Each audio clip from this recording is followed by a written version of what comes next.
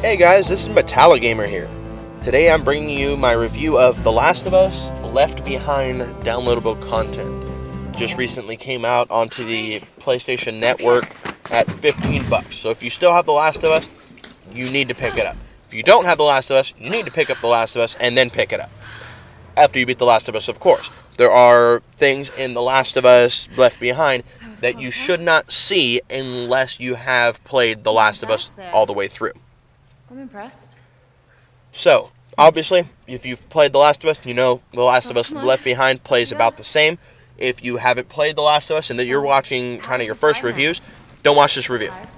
Go back, watch one of the Last of Us reviews on YouTube somewhere, and then play that, and then go back to this. It's just one of those DLCs you shouldn't be watching anything about. There are light spoilers in just about any review for this game. So, The Last of Us Left Behind takes more of a look at Ellie. It's not Joel's story anymore, it's Ellie's. It takes place across two time periods. The first time period is a bit before Ellie even met Joel. She's spending some time with Riley and exploring some of the more fun aspects of the world, because all she knows is the survival aspect of this world. She was born after the infection started, so she doesn't know anything else besides what the infected have brought the world to be. At one point, she even comments on how silly it is that people used to buy Halloween masks.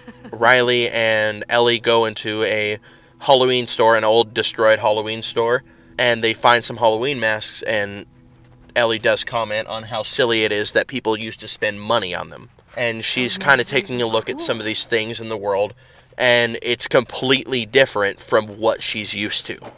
So it's funny for her to see somebody on the other side that's only known an apocalypsed world, finding the things that we deal with every day, and it's fun to watch. It gives you plenty of time to explore and just look at the world for how beautiful it is. Just like the rest of The Last of Us, it is just as beautiful as the game. Ellie's attitude is also quite a bit different. She's not very withdrawn. She's more open with herself, and you'll find out why she's so withdrawn a bit later on in the DLC. She's very open, and she's very just happy, and in this section she kind of shows who she is, and it's nice to see her almost in a childlike manner, because she's not like that at all in The Last of Us. The second time frame that it takes place in is right after Joel is injured. Right after he falls on the piece of rebar or CVC pipe, whatever it is. There's a pipe sticking out of the ground, he falls onto it, and it's after that, after she's forced to go on her own to find supplies. The game gives you that feeling of isolation and fear. It really kind of makes you think about your moves, because once again, you're limited on ammo. You're by yourself. You're Ellie. You're not Joel. So you don't have all these... Like, the strength shows. The strength differentiation shows between when you're playing as Ellie and when you're playing as Joel. Not in your physical hits, not like your hits do less damage, but you feel more vulnerable. You feel weaker playing as Ellie than playing as Joel. Ellie's attitude, once again, you see a difference here. You'll see the difference when you jump between the two time zones, how she acts. In this time zone, she acts more withdrawn. She's strong, she has to figure it out, and she knows that she has to kill things to survive. I thought this was a very well done DLC, and very much worth your $15. If you've played The Last of Us and you still have it, you should be buying it right now.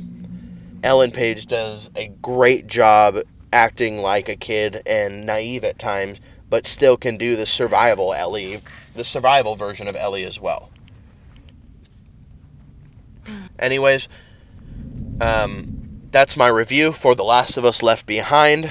I'm giving The Last of Us Left Behind a 96 out of 100.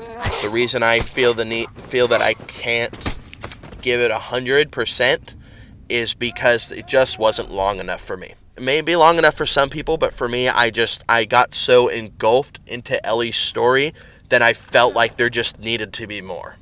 There's some good twists and turns in this DLC, and anybody who enjoyed The Last of Us will enjoy this DLC to the full extent of what it is.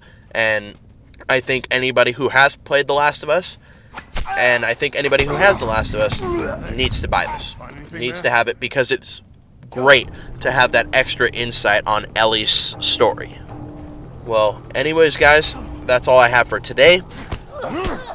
As always, like, subscribe, share the videos. I really appreciate it. All of you guys who've watched my previous videos, I appreciate the support so much. Anyways, that's all for today. I appreciate you guys watching. Stay fucking metal, guys, and I'll see you next time.